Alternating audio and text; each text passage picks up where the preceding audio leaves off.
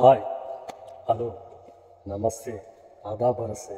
Very pleasant good morning May and very warm welcome to success period YouTube channel.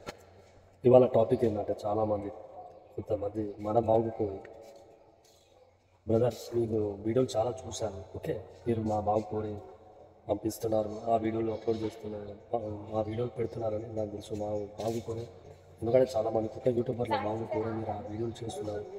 ఎవరు కూడా తప్పుగా ఏది భావించవద్దు. నేను మళ్ళా మనవి చేసుకుంటున్నాను. ఏది కూడా తప్పు అనగా ఏది తప్పుగా భావించవద్దు. వేరే ఉద్దేశంతో వీడియో చేస్తలేను. ఏంటంటే కొన్ని డౌట్స్ ఉంటాయి కదా, ఆ డౌట్స్ని క్లియర్ చేసుకోవడానికి వీడియో చేస్తున్నాను. వేరే వాళ్ళ మ్యూజిక్ యూజ్ చేయొద్దు, కాపీరైట్స్ వస్తాయి, అవి వేరే వాళ్ళ కంటెంట్ వీడియోస్ని తీసి మక్కి పెడితే అది అన్నారు.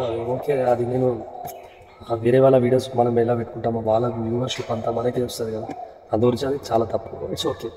బట్ ఇంకోటి ఏంటంటే బ్రదర్, మనము మీరు మ్యూజిక్ యూజ్ చేయబట్టిన ఒకటి మనము ఆ మ్యూజిక్ కాపీరైట్ ఇష్యూ ఆల్మోస్ట్ మనం అలా అన్లిస్టెడ్గా పెట్టినప్పుడు గూగుల్ వాళ్ళు ఇండెప్త్ అనాలిసిస్ చేస్తున్నారు కదా, ఆ ఇండెప్త్ అనాలిసిస్ చేసినప్పుడు నాకైతే 2-3 సార్లు కాపీరైట్ ఇష్యూ అని వచ్చింది. మనం ఒకటి షార్ట్ పాలసీ అని వచ్చింది.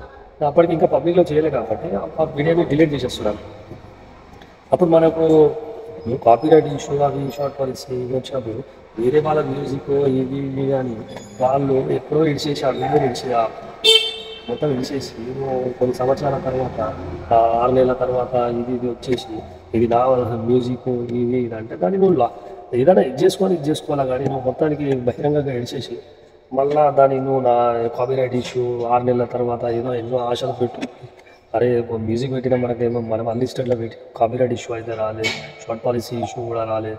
మనకు 6 నెలల తర్వాత ఒక 3-4 నెలల తర్వాత మానిటైజేషన్ అయిపోతుంది అన్నాక ఎవరో వచ్చి మళ్ళీ ఇది నా మ్యూజిక్ ఇది అంటే అది ఎంత వరకు సమంజసమో వాళ్ళు ఆ కాపీరైట్ ఇష్యూస్ని కూడా రైజ్ చేసే వాళ్ళకు కూడా ఎంత మటుకు సమంజసము ఇవన్నీ ఆలోచించాలి. అసలు ఇదంతా ఒక కమిటీ మీరు నాకు చాలా మీ మాట నాకు బాగా నచ్చింది.